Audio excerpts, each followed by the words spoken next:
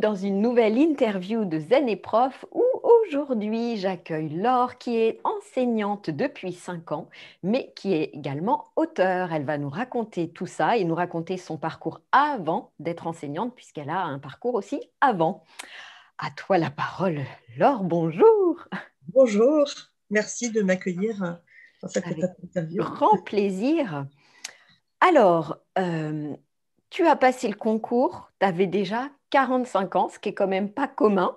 Même un peu plus, j'en avais bien 46 ou 47, je Ouais, crois. voilà, Voilà. autour voilà, d'un âge qui est quand même pas courant, surtout dans ce métier. Et est-ce que tu peux nous dire déjà ce que tu as fait avant et comment tu en es arrivée du coup à enseignante, ou est-ce que tu voulais dès le début être enseignante mais qu'un ton parcours de vie fait que ça a retardé? Enfin voilà, explique-nous. Alors, quand j'étais moi-même lycéenne, j'avais envie d'être prof de français en collège. Voilà. C'est ça que je voulais faire. À l'époque, vu mon grand âge, pour pouvoir enseigner, il fallait rentrer à l'école normale. Et pour pouvoir rentrer à l'école normale, il fallait un DUG qui se faisait en 2 ans après le bac. Donc, j'avais opté donc pour un DUG en choisissant le plus facile pour moi. C'était un DUG de langue, vu que j'étais assez douée en langue et que j'ai la chance de parler déjà une deuxième langue maternelle. Enfin, voilà. Mhm. Et j'ai été inscrite en LEA, langue étrangère appliquée.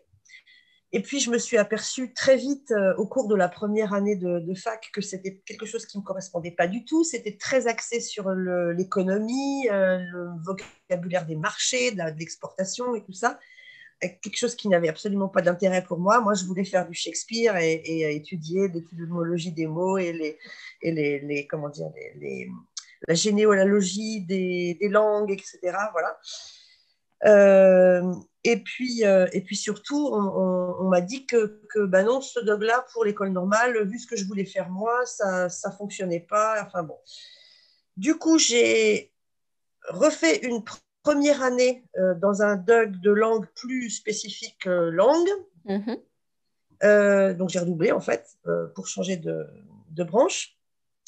Et puis, je me suis aperçue au bout de cette première année pour certaines matières, deuxième pour d'autres, parce que j'avais pu avoir quelques équivalences, que j'arriverai pas en 3 ans, parce que normalement ça se fait en 2 ans quand tout va bien, mais on a jusqu'à 3 ans pour faire, enfin on avait, parce que ça n'existe plus le DOG, on avait jusqu'à 3 ans, et je me suis aperçue que vu le retard que j'avais pris, j'y arriverais pas en fait Mhm.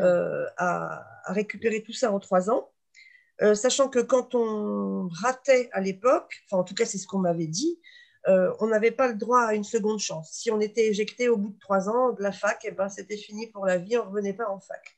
Donc je me suis dit, tant pis, je ne vais pas perdre de temps, je vais arrêter tout de suite, puisque j'y arriverai de toute façon pas. J'ai tout abandonné, et puis j'ai mis au fond de ma poche mes rêves d'enseigner pendant très très longtemps. J'ai fait plein de choses dans ma vie sur lesquelles je reviendrai si tu veux, et finalement je me suis retrouvée en ayant déménagé, pas de travail, etc., dans une nouvelle région, et j'ai trouvé finalement un travail sous certaines conditions enfin, dont le fait que j'étais au chômage depuis longtemps me donnait le droit à des contrats aidés. Et je me suis retrouvée dans un collège en tant qu'assistante numérique aux élèves. Donc, j'étais dans la salle informatique, je donnais un coup de main, je faisais un petit peu d'aide personnalisée, etc.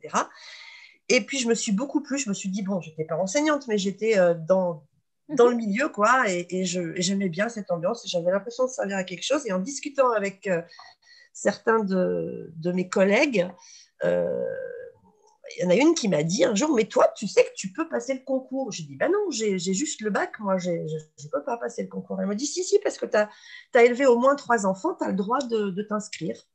Donc, j'ai vérifié son information et qui s'était avéré être absolument exact. Donc, je me suis inscrite. Et puis voilà, donc j'avais 47 ans ou 46 ans quand j'ai découvert que je pouvais quand même m'inscrire. Bon, il a fallu que je prenne le temps de faire les enfants entre-temps, mais ça prend un peu de temps aussi. Et voilà donc comment je suis arrivée beaucoup, beaucoup plus tard que prévu. Ok, et Où c'est finalement, ça, pardon, oui. Et c'est ça j'ai qui passé le s'appelle concours. une dispense du coup? Alors, le fait d'avoir 3 enfants donne une dispense de diplôme, pour avoir le droit de s'inscrire au concours. Donc, D'accord. j'avais juste le droit de m'inscrire. Après, on me le Oui, donne oui, pas non, de mais ça suite. donne pas une dispense et pouf, t'es pas prof, hein. Ah J'entends non, non, bien ça qu'il faut marche pas passer, comme ça. Et j'entends bien qu'il puis, faut passer les concours, mais ouais. d'accord. Et ça existe encore?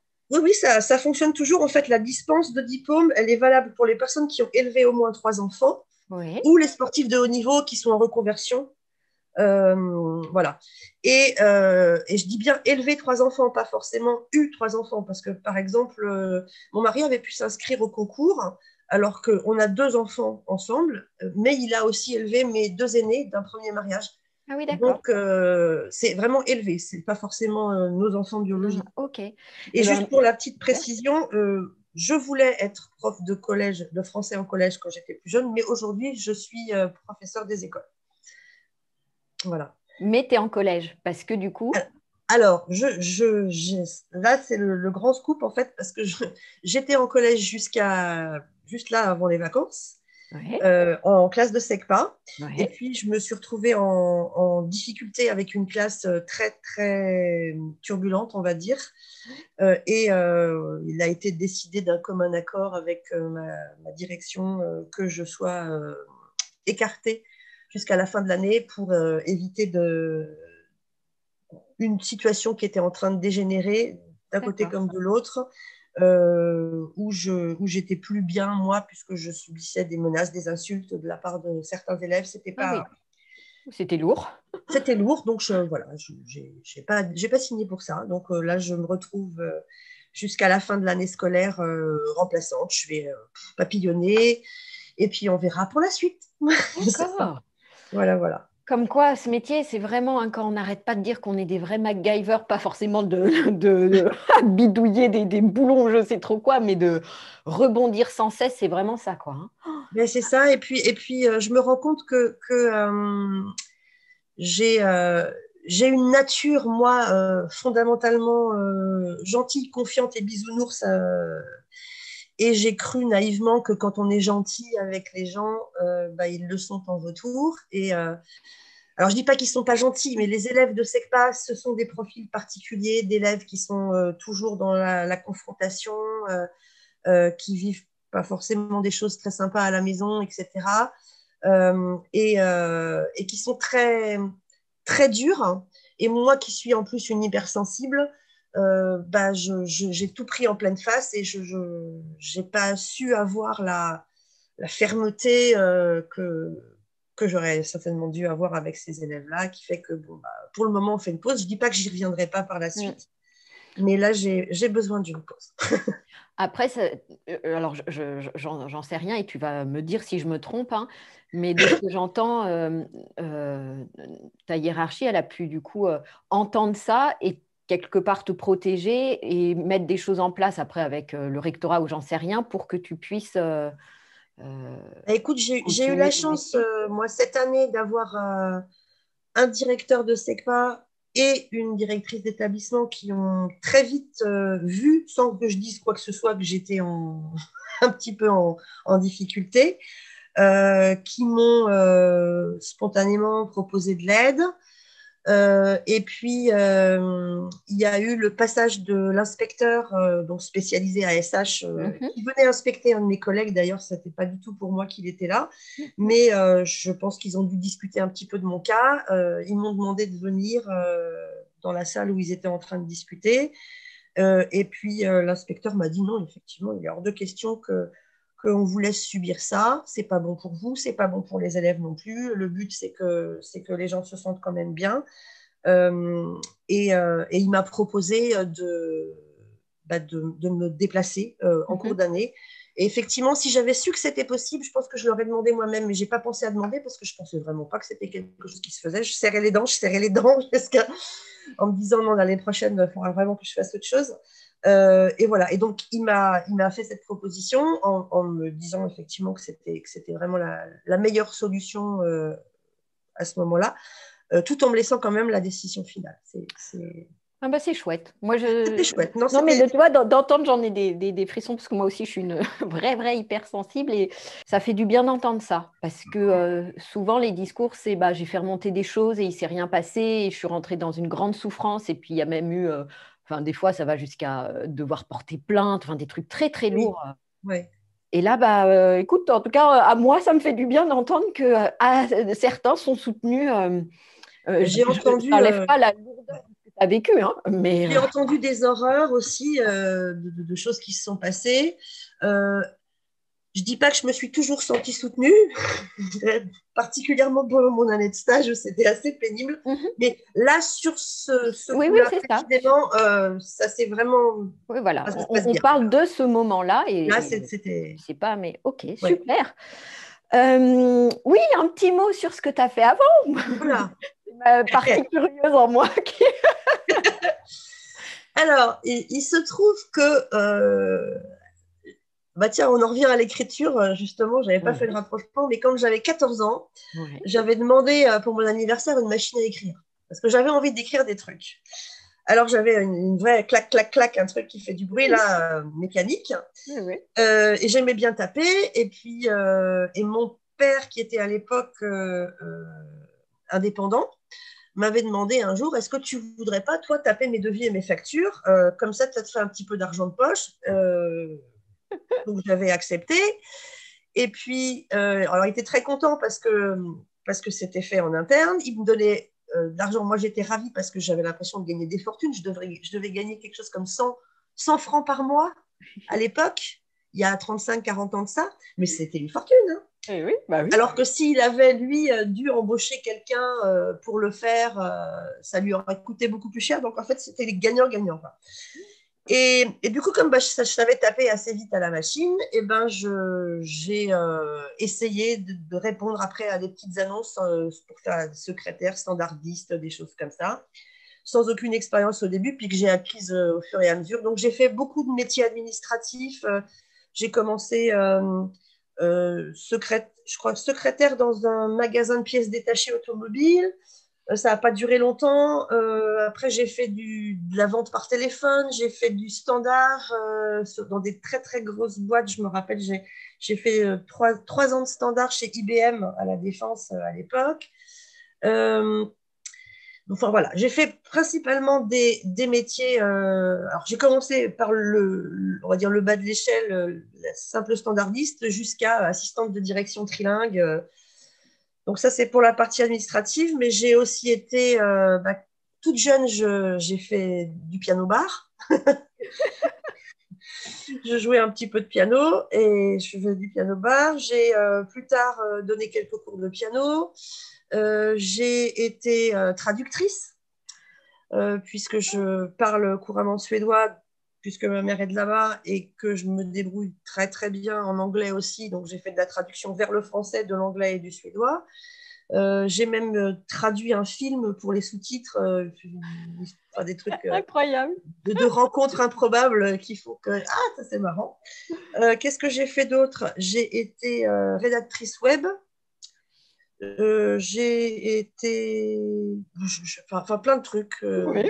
des fois pas longtemps. J'ai été à mon compte 2 fois aussi. J'ai été secrétaire indépendante où je travaillais à domicile à l'époque où ça se faisait pas encore. Tout ce qui était la partie traduction, rédactrice web, je l'ai faite de chez moi aussi.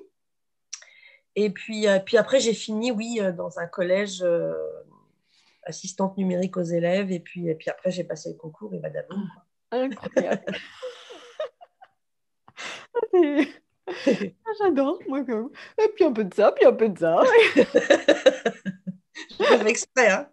J'étais où le vent m'a poussé.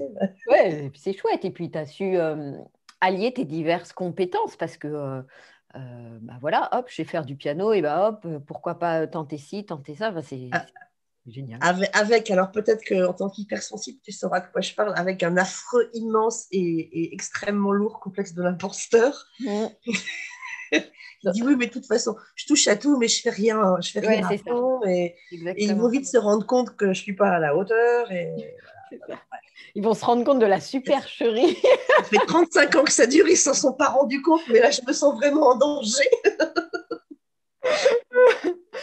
Ok, super. Et une fois que tu as passé le concours, tout de suite, tu as eu des SECPA, même ton année de stage? Alors, non, en fait, ce qui s'est passé, c'est que, alors là aussi, c'est rigolo, je veux juste raconter sur le concours parce que le concours, en fait, je n'avais aucune idée de comment m'y préparer.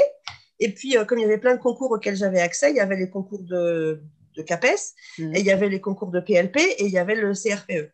Donc, je me suis dit, le meilleur moyen de savoir comment m'y préparer et de ne pas perdre de temps à préparer de façon inadéquate, c'est de m'inscrire à tous les concours auxquels je peux aller, d'y aller vraiment les mains dans la poche, dans les poches et en touriste pour voir ce qui se passe et ce qu'ils attendent de moi, comme, sans espérer réussir, bien entendu. Comme ça, je saurais quoi préparer, lequel me convient le mieux pour l'année prochaine. Et en fait, ça a été banco tout de suite, voilà. C'est ça? Et en fait, j'ai pas fait exprès, mais j'ai été reçue au concours de prof des écoles tout de suite, quoi, comme ça. Et donc, j'ai fait ma première année de stage en maternelle. C'était très, très, très dur parce que j'étais très loin de chez moi. J'avais mon école qui était à 95 km de chez moi. J'avais presque 2 heures de route aller et autant le soir. Pareil. C'était compliqué. Et en plus, je me suis retrouvée en maternelle alors que je ne voulais pas des maternelles. Moi, les petits, ça me faisait peur. Je suis quelqu'un qui a... J'aime pas trop qu'on me touche, en fait. C'est mon côté un peu autiste, peut-être, sur les bords. J'ai un peu de mal avec les contacts physiques et les petits sont très tactiles tout le temps. Et ça me dérangeait un petit peu. Mais enfin, ce qui a été le plus dur, c'est surtout que, alors je ne vais pas m'en excuser parce que c'est comme ça, mais j'ai eu la chance de grandir dans un environnement plutôt privilégié où on n'a jamais manqué de rien et surtout pas de culture.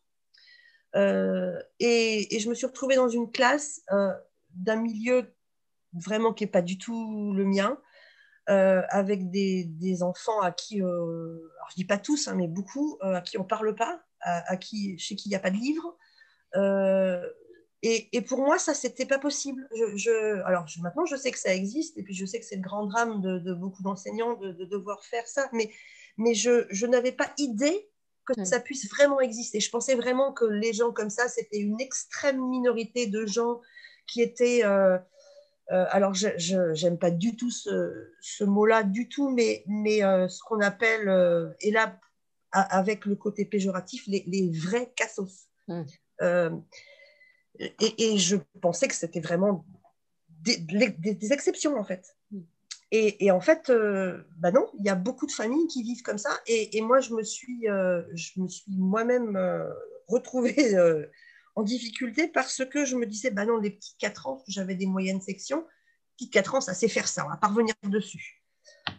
Si, non, en fait, il fallait vraiment, parce qu'ils ne savent pas. Et je prenais mes propres enfants comme jauge, et en fait, non, ça ne va pas, parce que mes propres enfants, ils n'ont pas bénéficié de la même chose au même moment. Je ne dis pas que je fais mieux qu'eux, mais je fais différemment qu'eux, et ma manière de faire fait que mes enfants, ils sont d'une certaine... Ils sont ce qu'ils sont, et ils ne ressemblent pas à ces enfants-là. Avec des milieux d'origine culturelle différents aussi, qui, pour moi, c'était une autre planète, quoi. Et donc, j'ai perdu tellement de temps à comprendre ce qu'on attendait de moi que ma première année s'est très, très mal passée. Et j'ai repiqué ma première année. Du coup, j'ai fait 2 années de stage. J'ai été renouvelée. Et bon, la deuxième année, ça s'est quand même beaucoup mieux passé que la première. Hein, sinon, je ne serais pas encore là. Toujours maternelle, la deuxième? Et toujours maternelle. Là, pour la coup, la deuxième année, j'ai eu des petites sections. Et je déchargeais 2 directrices qui avaient chacun une journée, et puis l'autre moitié de la semaine, j'étais à l'ESP, donc j'avais une journée par semaine, une classe, et j'avais 2 classes différentes, en fait, une fois par semaine. Et même là, j'ai vu une grosse différence. J'avais une classe en ville de 31 élèves et une classe en village de campagne de 22 élèves. On n'a pas fait les mêmes choses.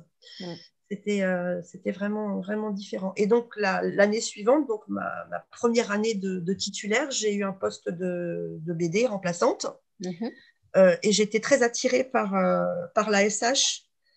Donc, j'avais dit à la gestionnaire que s'il y avait des postes en SECPA, en Ulysse, moi, ça m'intéressait. Et elle était contente parce qu'elle avait du mal un peu à les placer parce qu'il y a beaucoup de jeunes enseignants à qui ça fait très peur.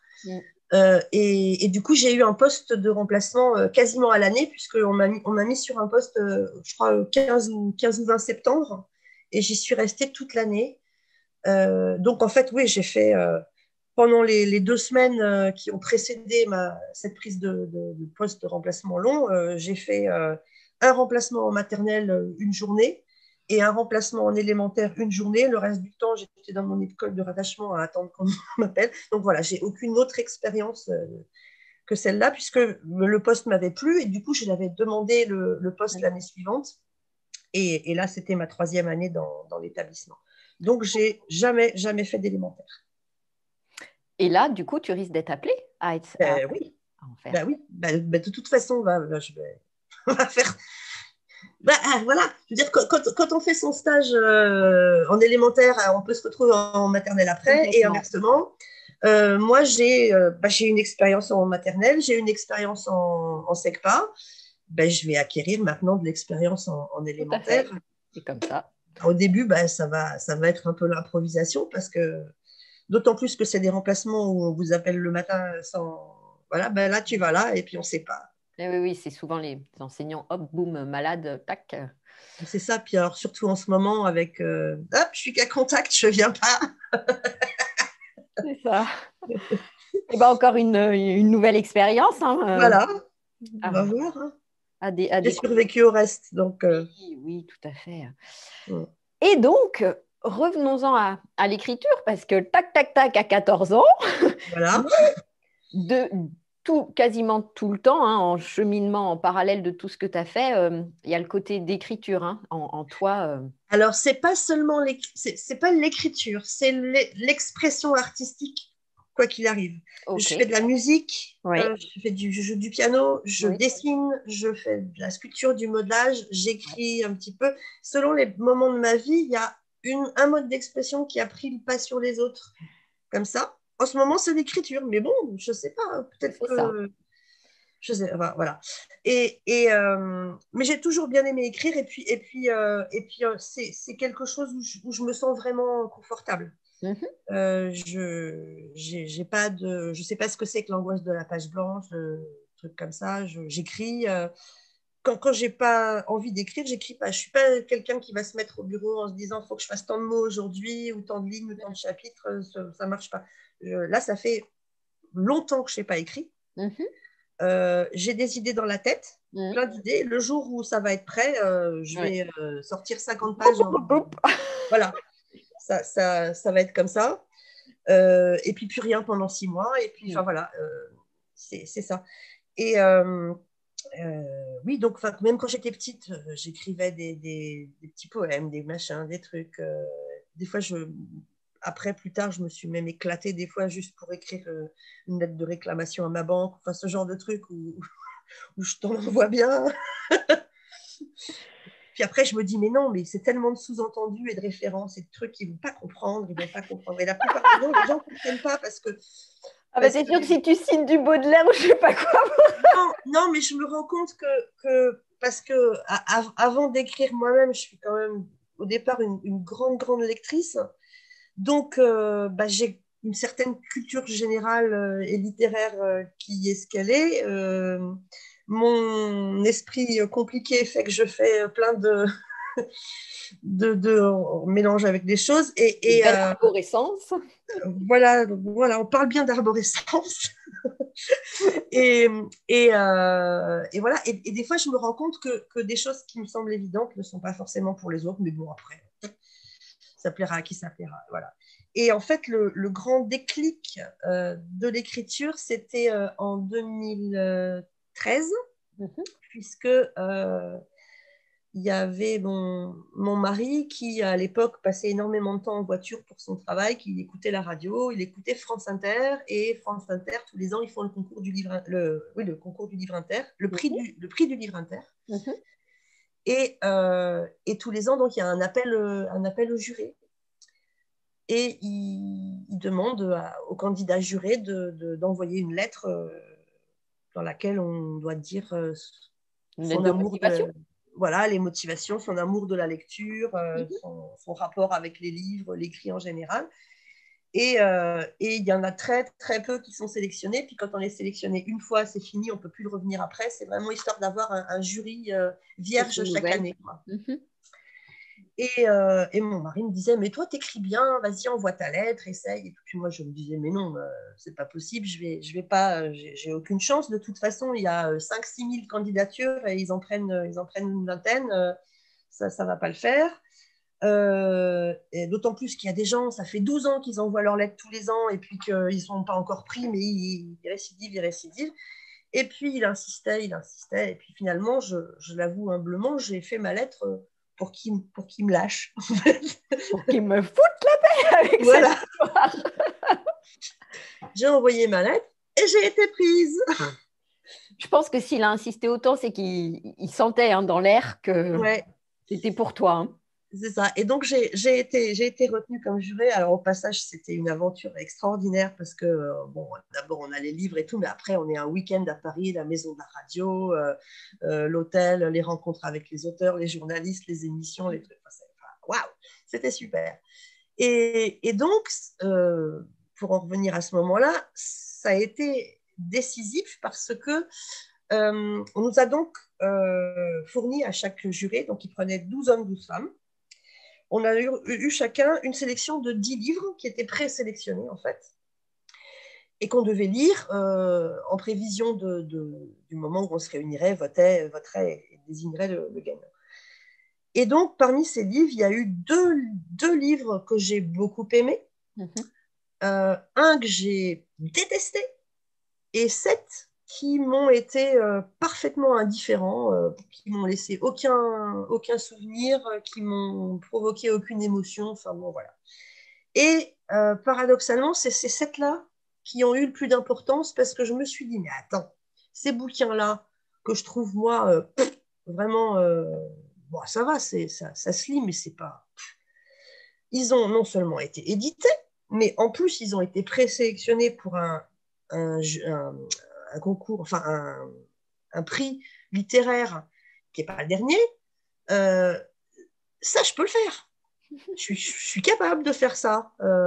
Et parce que peut-être que j'avais mis la barre trop haut en m'interdisant d'écrire parce que non, je ne suis pas Victor Hugo. Je suis pas, ça, c'est que tes références étaient tellement au voilà, c'est ça.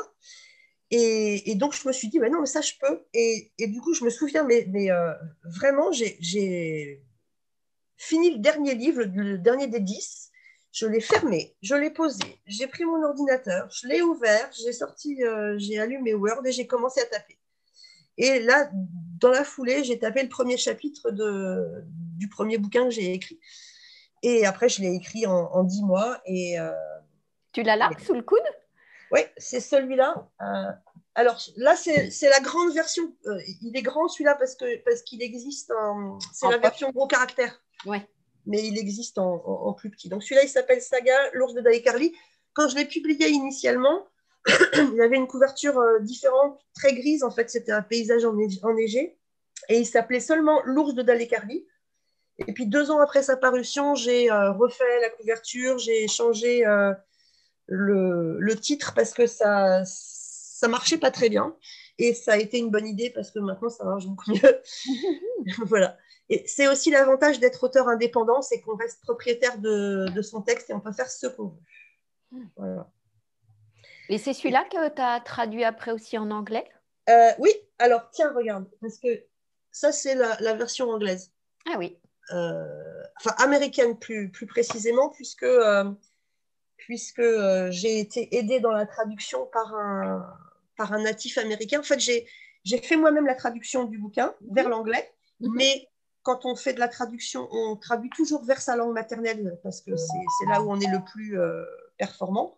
Là, ce n'était pas le cas. Je traduisais de ma langue maternelle vers une langue que je maîtrise pas mal, mais bon, je ne suis pas native.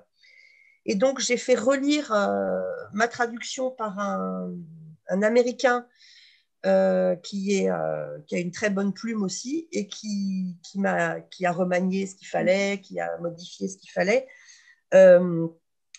Et surtout qui a des fois retourné complètement des phrases parce que ça faisait plus joli en anglais, mais qui a gardé l'ambiance et l'essence du livre. Et c'est ça ce qui était le plus important pour moi. Mm. Il y a des petites choses qu'on peut pas imaginer en fait quand on fait quand on fait pas de la traduction. Par exemple, je pense à juste une anecdote, enfin un détail dans le livre. Je parle à un moment d'un de mes personnages qui sort de la maison pour aller fumer une cigarette sous le porche. Mm-hmm. Voilà. Donc, j'ai traduit sous le porche en anglais, under the porch. Donc, lui, il m'appelle, il me dit, qu'est-ce que tu veux dire par là? Alors, je lui dis, sous le porche. Enfin, je ne comprends pas quel est le problème. Il a sa clope, il est sous le porche, quoi. Voilà, c'est tout. Il me dit, mais comment, mais sous le porche, en dessous, sous les escaliers? Et je lui dis, mais non. Il me dit, parce que quand tu dis sous le porche, comme ça, moi, je comprends qu'il est sous le porche, qui est un petit peu surélevé, parce qu'il y a généralement 3 marches, et qu'il est dans l'espèce d'intervalle là qui doit faire 50 centimètres en dessous. Et c'est nos élèves qui font ça pour se voilà. Je lui dis non, pas du tout. Il est genre, non, il est là où il peut être, où il est censé être, quoi. Il me dit, alors là, il faut dire sur le porche. J'ai dit oui, mais si tu me dis sur le porche, moi en français, je dis il est à cheval sur le petit toit, là, comme ça. Donc voilà, c'est des détails à la con, il n'y a pas d'autre mot. Mais si on n'est pas natif, sous le porche, sur le porche, ça, c'est un truc qu'on ne peut pas savoir, quoi. Ah, mais non, très clairement. Et c'est pour ça que c'était très important que ça soit relu par un natif. Maintenant je sais que du coup, il a été lu quand même par quelques Américains qui n'ont pas vu que c'était moi qui l'avais traduit au départ. Parce que ça a été très, très bien refait. Voilà. Super. Et dans un autre ouvrage, alors moi j'en ai un. Oui. C'est celui-ci. Hop. C'est Tête d'ampoule. Ouais. Voilà. C'est le deuxième. Et comment? C'est ton deuxième, c'est ça? C'est le deuxième, oui.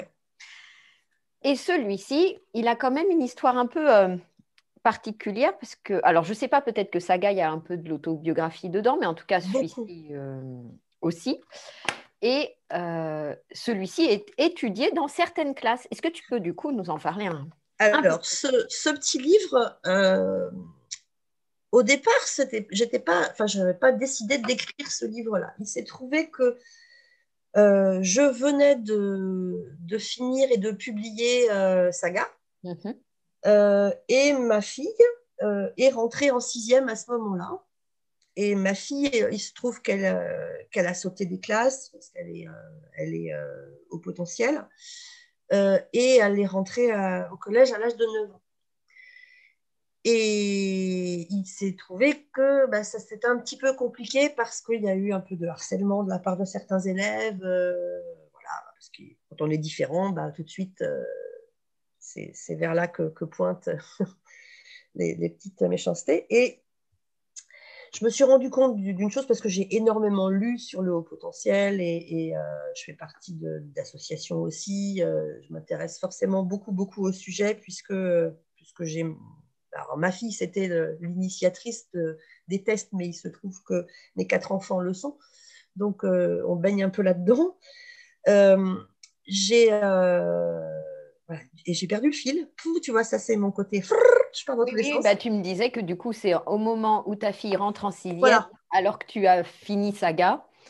Oui, et en fait, je me suis rendu compte que statistiquement, puisqu'on dit que c'est à peu près 2% de la population qui est au potentiel, que ça soit diagnostiqué ou pas d'ailleurs, ça fait 1 sur 50, quoi. On va dire, en gros, ça fait un élève toutes les 2 classes. Ce qui veut dire que n'importe quel enfant en France non au potentiel aura statistiquement au moins une fois dans sa vie un élève comme ça dans sa classe. Et autant il y a, bon, je ne dis pas que c'est parfait, mais il y a quand même des choses qui sont faites en direction des enseignants pour expliquer ce que c'est, comment ça fonctionne, comment détecter, comment aider un élève à haut potentiel. Il y a des choses qui sont faites, ça va dans la bonne direction, on va dire. Ce n'est pas encore au point, mais ça va dans la bonne direction. Autant à l'attention des élèves qui côtoient ces élèves, ces élèves spécifiques, là, il n'y a rien. On ne leur explique pas. Pour eux, c'est juste un mec bizarre ou un génie ou un intello. Voilà. On ne leur explique pas. Donc, moi, ce que j'ai voulu faire, je me suis dit, tiens, je vais écrire une lettre, même si elle est un peu longue, 2-3 pages, à l'intention de la prof principale de ma fille, pour expliquer dans un langage plus simple, à l'attention d'élèves de 6e, ce qu'est un enfant au potentiel et ce qu'est ma fille, et que finalement, elle n'est pas si différente d'eux que ça. Il y a des petites choses qui sont différentes, mais que ce n'est pas quelqu'un à rejeter d'emblée, quoi. Et j'ai commencé à écrire, et ma lettre, eh ben, elle a fait 80 pages, en fait. Et du coup, je me suis dit, non, je vais la publier, et puis peut-être que ça intéressera quelqu'un. Comme ça, je l'ai publiée, j'en ai donné un exemplaire au collège de ma fille, qui a été bien accueilli par le CDI, etc. Et puis après, bon, voilà, je l'ai mis en vente sur Amazon, et j'en ai parlé un petit peu à des associations pour les enfants précoces. Et pouf, pouf, ça a fait boule de neige, c'est parti très vite. Et je sais qu'il y en a beaucoup, beaucoup qui ont été, enfin beaucoup, beaucoup. À mon échelle d'auteur indépendante, c'est mon best-seller, on va dire.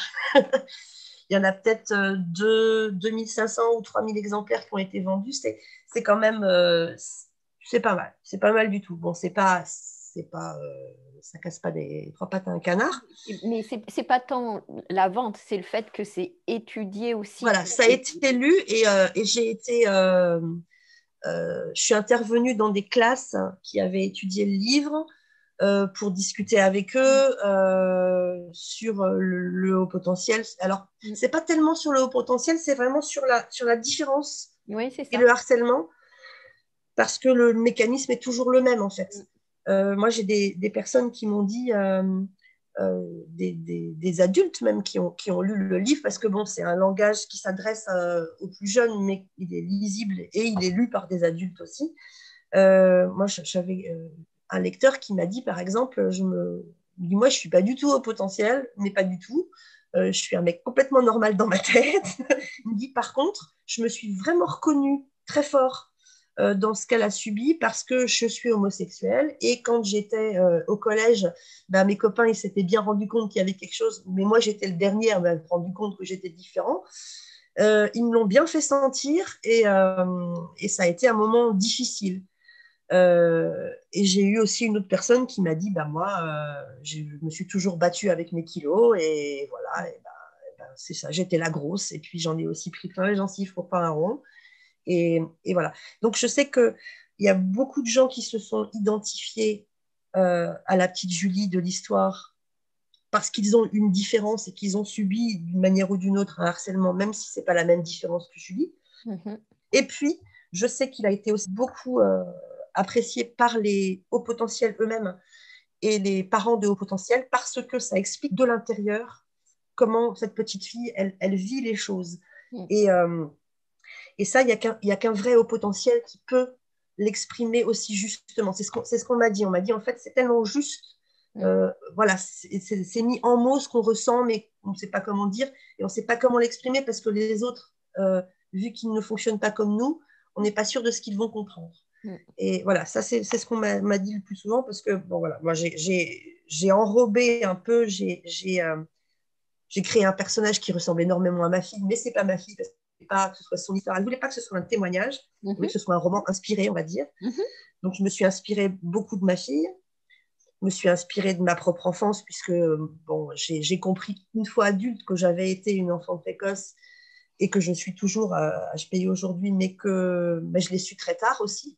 En même temps, tiens, c'était en 2013 aussi, juste au moment du jury. Du jury, et puis voilà. Puis après, ça a initié, je me suis autorisée à faire plein de trucs après, comme par exemple passer un concours.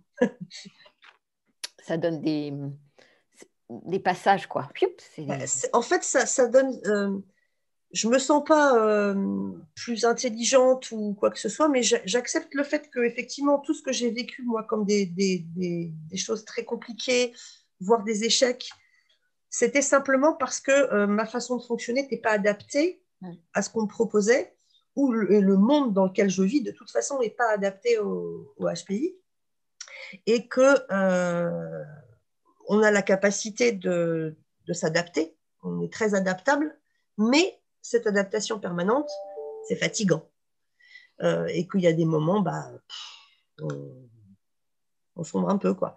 Mais voilà. Mais ça m'a donné une légitimité à oser faire des choses dont je me sentais capable, alors qu'avant, même si je m'en sentais capable, je n'osais pas en me disant, mais t'es qui, toi, pour penser que tu crois que peut-être que tu vas arriver à faire un truc qui est quand même réservé à une élite, quoi.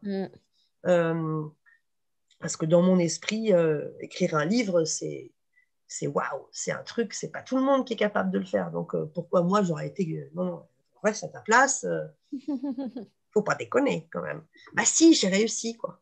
À la rigueur, même s'il serait pas publié, il est écrit, il est là, il est entier. Mais oui, mais c'est ça. C'est ça. Et puis c'est quand même chouette aussi cette partie auto-édition parce que du coup, on peut se sentir à un moment appelé par l'écriture et se dire je vais aller au bout jusqu'à le voir édité pour pouvoir le toucher en chair et en os. En papier. Exactement. En chair et en papier. Mais en fait, au tout début, je ne savais même pas que l'auto-édition, ça existait. Donc, en fait, j'ai fait comme la plupart des gens. Une fois que mon manuscrit était prêt, je me suis dit, je fais quoi maintenant? Est-ce que je vais appeler les maisons d'édition, envoyer une montagne de copies? Je ne savais pas trop. Et j'avais demandé à mes parents de lire. Enfin, j'avais fait lire quand même à des gens autour de moi. Tout le monde me disait, mais ton bouquin, il est génial, ça va être un best-seller, c'est merveilleux. Alors bon, j'étais très contente des compliments, mais en même temps, la famille, papa, maman, mon mari, mon frère, etc., je doutais un petit peu de leur objectivité, sans aucune arrière-pensée. Et mon père m'a dit, écoute, t'as qu'à l'envoyer à une telle, c'était une amie de mes parents, de très très très longue date, il la connaissait même avant ma naissance, et pourtant je suis déjà une ancêtre. Donc, il m'a dit, envoie-lui parce qu'elle saura, elle a travaillé dans des grandes maisons d'édition toute sa vie, elle a lu des manuscrits, elle a été attachée de presse chez Calman Levy, machin, truc, elle connaît le mec de Gallimard, ils se tutoient, ils prennent des brunchs ensemble, enfin, voilà. Elle connaît tout le monde. Donc ils m'ont dit, envoie-lui ton manuscrit, elle te dira s'il a une chance de faire quelque chose. Donc, je me souviens que je lui ai envoyé un mail avec mon manuscrit en PDF, en lui demandant si elle voulait bien avoir la gentillesse de jeter un œil dedans et de me dire s'il y avait moyen ou si définitivement je le remettais dans le tiroir et on oublie. Et elle m'a rappelé le lendemain au téléphone et elle me dit, écoute, tu sais, le mail que tu m'as envoyé quand même, j'étais bien embêtée parce que j'aime pas ça quand des amis des amis ou des enfants d'amis ou des gens, des connaissances m'envoient des manuscrits parce que c'est toujours très difficile de dire que non, c'est pas la peine à des gens qu'on connaît et qu'on apprécie pour d'autres raisons. Et en plus, tu me l'as envoyé en PDF, j'ai horreur de lire sur écran et j'avais plus de papier, plus d'encre pour mon imprimante. Donc j'ai dû lire en ligne. Et elle me dit, mais bon, histoire de voir quand même un peu, je l'ai ouvert à l'écran, puis je me suis dit, je vais lire la première ou la deuxième page, juste pour voir à quoi ça ressemble. Et elle me dit, puis tu m'as attrapé, puis je l'ai lu d'une traite. Alors je suis restée, elle me dit, j'ai mal là dans la nuit, je suis restée devant mon écran toute la nuit. T'es bonne pour lui payer une séance d'ostéo. Elle me dit, j'ai pas pu le lâcher, c'était vachement bien. Elle me dit, mais bien sûr que ton truc, il est tout à fait publiable et je suis même sûre qu'il va être publié parce que, il me dit, bon, il y a une petite retouche à faire, donc j'ai dû changer 2 phrases dans le bouquin. C'était vraiment pas grand-chose. Et elle m'a dit, écoute, maintenant ce que tu vas faire, tu m'en imprimes 20 exemplaires, tu me les envoies à moi, et moi, je vais aller les porter chez mon pote, chez mes potes, c'est moi qui vais leur donner. Donc, elle a été déposer mon manuscrit dans les plus grandes maisons d'édition parisiennes. Donc, il y avait, oui, Calman Levy, Lattès, Minuit, je sais plus, non plus Minuit, c'est moi qui l'avais envoyé, je sais plus. Enfin bon, que des grandes maisons comme ça, connues, quoi. Et puis après, bon, faut attendre qu'ils le lisent et qu'ils reviennent. Et puis bon, je commence à recevoir, genre 3-4 mois après, des lettres de refus. Alors je l'appelle, je dis, non, j'ai eu un refus de temps en temps. Et puis des refus, et puis des refus, puis des refus. Puis elle me dit, bah, c'est vraiment dommage. Normalement, ça aurait dû passer et tout. Elle me dit, c'est juste la conjoncture et tout comme ça. Et puis, alors, c'est ce qu'ils disaient dans leur lettre. Ils disent, oui, on a bien aimé, mais on est déjà saturé au niveau du nombre pour l'année, ou alors, c'est pas exactement notre créneau, ou ceci, cela. Et donc, elle qui était si enthousiaste au début m'a dit, bah non, en fait, je suis désolée, mais je comprends pas. Hein. Elle me dit, par contre, Et elle me dit, bah écoute, essaye de l'envoyer à d'autres maisons. Mais là, par contre, je ne les connais pas, parce que moi, je suis vraiment la parisienne des gros trucs. Elle me dit, cherche des plus petites maisons, peut-être. Alors, j'ai cherché sur Internet, et puis je suis tombée sur des petites maisons d'édition, enfin petites, plus petites que les très grosses qu'elle m'avait proposées. Et puis, j'ai commencé à envoyer. Et puis, j'ai envoyé à une petite maison, enfin, que j'ai cru être une petite maison d'édition, en fait, et qui m'a accepté. Et en fait, en acceptant, j'ai compris que c'était, bah, ils acceptaient parce qu'eux, ils gagnaient un client, en fait. C'était juste comment dire, un service d'édition à la demande, d'impression à la demande. Donc là, j'ai un peu plus lu, j'ai compris comment ça fonctionnait. Je me suis dit, bah oui, ma foi, pourquoi pas, puisqu'ils offrent aussi un service de diffusion. On est sur Sodis, le truc des libraires, là, quand ils regardent dans leur ordinateur pour commander. Donc j'ai fait ça. Ce qui fait que moi, ça ne me coûtait rien en plus, parce que eux, ils prennent un pourcentage sur la vente de chaque livre, mais ils n'impriment que quand il y a une commande. Et ils ont des trucs qui impriment la nuit en 2 jours. Enfin, c'est très, très rapide. Donc voilà, j'étais partie comme ça. Ensuite, bah, quand j'étais partie sur le papier, je me suis dit, je vais le mettre en ligne aussi sur Amazon avec le Kindle, etc. Donc j'ai fait ça. Et puis après, bah, pour les autres, je n'ai même pas cherché une maison d'édition. Je les ai directement mis en auto-édition sur les plateformes Internet et aussi en librairie. Après, j'ai deux, trois librairies près de chez moi où j'ai pu déposer physiquement des livres. Je participe à des petits salons littéraires régionaux où on est quelques auteurs, on a des dédicaces, des gens qui viennent, etc. Ça, c'est vachement important parce que les gens nous voient en vrai et les lecteurs, ils aiment bien avoir eu un contact. Ils ont plus envie de lire un livre, en fait, s'ils ont l'impression de communier avec l'auteur. Bien sûr. Et le fait d'avoir une dédicace, il y en a pour qui c'est important aussi. Et il y en a qui reviennent d'une année sur l'autre. Il y a des salons qui sont annuels. Ah ben l'année dernière, je vous ai pris tel livre, j'ai beaucoup aimé. Alors maintenant, je viens prendre les autres. Je viens Et prendre la collection 2021. voilà, c'était ça. Et puis ça crée un noyau après. Bon, et puis après, bon, c'est vrai que l'avantage de l'auto-édition, c'est que je suis vraiment très libre de faire ce que je veux. Que je touche un pourcentage qui est plus important sur les ventes de mes livres qu'un auteur qui va donner une grosse marge à sa maison d'édition. Le désavantage, c'est que je n'ai pas toute la grosse machine de publicité d'une maison d'édition. C'est à toi de la gérer, quoi. Voilà. Il y a aussi des gens qui achètent pour une maison d'édition, dans le sens, il dit oui, si c'est édité par exemple, je sais plus moi, par la thèse, par exemple, bah, c'est que c'est bien. Parce que c'est une bonne maison d'édition, ils vont pas éditer de la merde. Moi, j'ai pas cette sécurité-là pour le lecteur. Moi, il n'y a pas de maison d'édition, donc tu prends un risque. Bah oui, peut-être que tu vas pas aimer, mais peut-être que tu vas vachement aimer aussi. Et bon, il faut qu'ils le prennent, le risque. Mais les gens le prennent, le risque.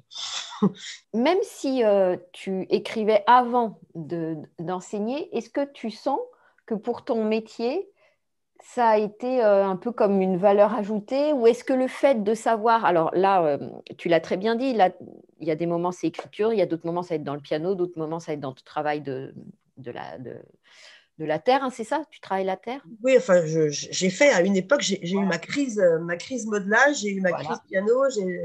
Eh bien, est-ce que d'avoir ces choses que tu fais pour aussi décompresser, je suppose, ouais. ou en tout cas pour exprimer une part de toi, est-ce que ça rend le métier plus acceptable, moins lourd, ou est-ce qu'il n'y a aucun moyen de comparer et puis ben voilà, tu n'as pas besoin de comparer. Alors, je te dirais que là, j'ai trop peu de recul dans le métier, en fait, pour te dire vraiment ce qu'il en est. Et puis surtout, j'ai pas de point de comparaison avec exercer ce métier sans avoir ça Donc, à côté. c'est ça. Donc, c'est un peu compliqué pour moi de répondre à cette question-là. Par contre, euh, j'ai eu l'occasion effectivement d'utiliser certains de mes petits talents en classe. Et ouais, je sais que par exemple, ma toute première année en STECPA, j'avais des élèves de quatrième auxquels je faisais français. Et les SECPA et le français, c'est compliqué. C'est l'écriture en général, d'ailleurs. C'est pas forcément leur meilleur ami. Et, euh, et je leur avais dit, euh, je sais plus, non, je crois qu'il y avait un projet de faire venir un auteur au CDI, dit, ouais, un vrai écrivain, etc. Je lui ai dit, vous savez, un vrai écrivain, bon, c'est bien, mais après, tout le monde peut écrire un livre. Hein. Ben non, tout le monde ne peut pas écrire un livre. J'ai dit, bah, tiens, regardez, moi, j'en ai écrit des livres. Ah bon, vous avez écrit des livres? Puis, je leur avais amené, j'ai dit, voilà, regardez, il y a mon nom sur la couverture. Hein. Moi, je ne suis pas quelqu'un d'exceptionnel, je ne suis pas une superstar, je ne suis pas connue, je ne suis pas riche, je ne suis pas millionnaire, mais j'ai écrit des livres. Si moi, je peux le faire, vous pouvez le faire aussi. Et du coup, on était parti comme ça. Je leur ai demandé, on avait travaillé sur la nouvelle, et j'ai voulu qu'ils écrivent chacun une nouvelle. Alors, il y en a certains, c'était 5 lignes, hein, parce que, mais bon, mais j'ai eu des choses très, très belles, des trucs autobiographiques, des petites anecdotes, des tranches de vie, pas toujours simples. Et après, une compilation Mhm. que j'ai fait éditer, imprimer dans un vrai livre. Alors, je ne sais pas si j'en ai un là. On avait titré ça ensemble, Nos petites histoires. On avait fait une photo de la classe comme photo de. Voilà. Et ils sont repartis chacun avec leur livre qu'ils ont écrit eux-mêmes avec leur nom et tout. Donc, ils étaient super contents. Je me souviens, il y en a qui m'ont dit, ah, mais madame, mais je vais le garder toute ma vie, ce livre. J'ai dit, ben, c'est bien le but.